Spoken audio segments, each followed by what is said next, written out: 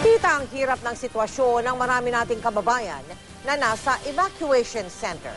Sa Maynila, isang ginang na inilikas ang inatake pa ng epilepsy habang nakapila para ipagamot sana ang kanyang anak. Nakatutok si Mark Salazar. Dito sa covered court ng Barangay 105, mahigit 200 pamilya mula sa Happy Land sa Tondo ang nagsisiksikan. Mga basa at gutom. Hindi sila nagrereklamo, pero ikaw na wala sa kanilang sitwasyon na magsasabing ang lugaw na pinipilahan nila ay hindi sapat sa nutrisyon at pampainit lang ng giniginaw na katawan. Dikit-dikit sila't hindi malayo na ang sakit ng isa magiging sakit na rin ng iba. Especially now it's raining, coughs and colds. No? What we wanted is to prevent it from becoming pneumonia. Diba? Yun ang usual sequelae of it. Another is, pag ganitong congested, diarrhea. Habang pumipila sa medical team ang aling ito para ipagamot ang sinisipong anak,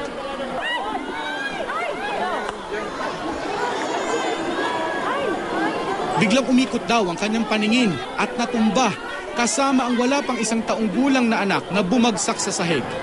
Inatake pala siya ng epilepsy habang nalingat ang nooy hapong-hapo na rin niyang mister. Nagpapahinga po ako, masakit yung pa ako. Butit may medical team kaya agad naasikaso ang mag-ina.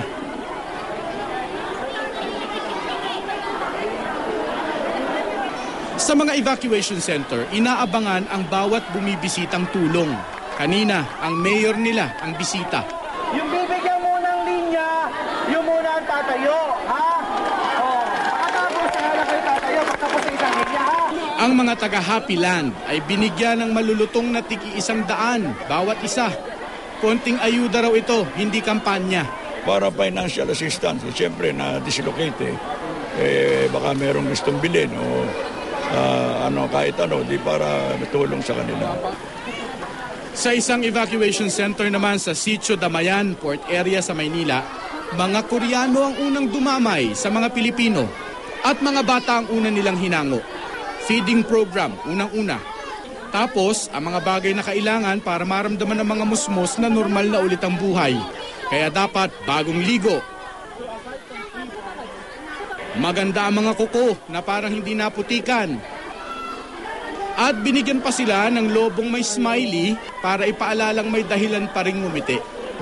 Habang nandito sila sa pangangalaga ng Joyful Land Mission, ang mga magulang nila ang humaharap sa realidad ng mga bahay nilang nilubog ng baha kahapon.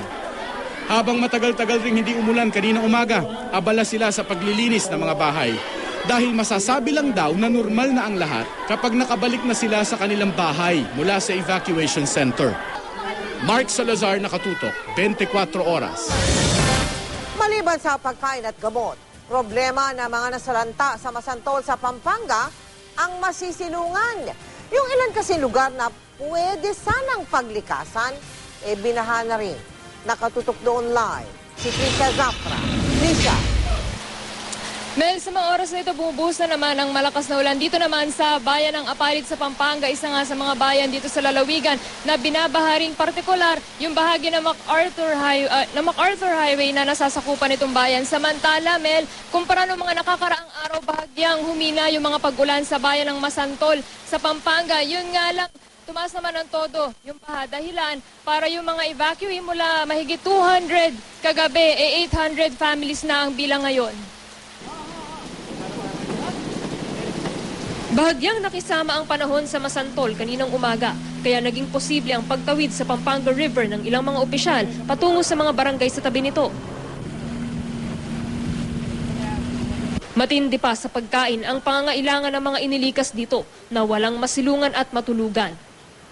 Sa Barangay Balibago, baha ang eskwelahan at simbahan na dapat sana ay evacuation centers. Kaya ang may 60 pamilya, ginawang evacuation site ang kanilang dike. Maswerte ang mga may tent na kayang magsilong ng 2 pamilya. Bigay niya nung bagyong Pedring. Buti na itabi niyo. Oo. Kasi may lalagyan naman siya, tinabi namin. Baka nga sakaling bumagyo uli, lumaki yung tubig. Yan. May itagay. 20 pamilya lang ang mayroon nito. Kaya ang iba, nagkukumahog sa paggawa ng masisilungan. Si Mang Cesar de Guzman, nagtahi ng mga sako. Kailangan niya pantahiin yan. Didinding. Saan kayo nakakuha? Nangingi lang po kami. Doon sa may tindahan doon. Ito, kasya na to. Magkakasahin po namin. Sa tansya ng lokal na pamahalaan ng Masantol, 1 buwan pa ang itatagal ng ganitong baha. 26 na barangay ang lubog. 800 pamilya na ang apektado. Ito aabutin ng mga 1 buwan. Dahil sa walang labasan sa dagat. So ang nangyayari, magkakati na lang ang tubig dito, magsusubside na lang through araw. Ganun lang ang mangyayari sa amin. Lahat ng tubig na nanggaling doon ng ulan, dito lahat bumabagsak sa amin, dito sa Masantol. Kaya nakikita natin yung circulation ng tubig, pumapasok kahit na low tide na ngayon, pumapasok pa rin sa amin dahil ito yung huling bayan papunta sa dagat.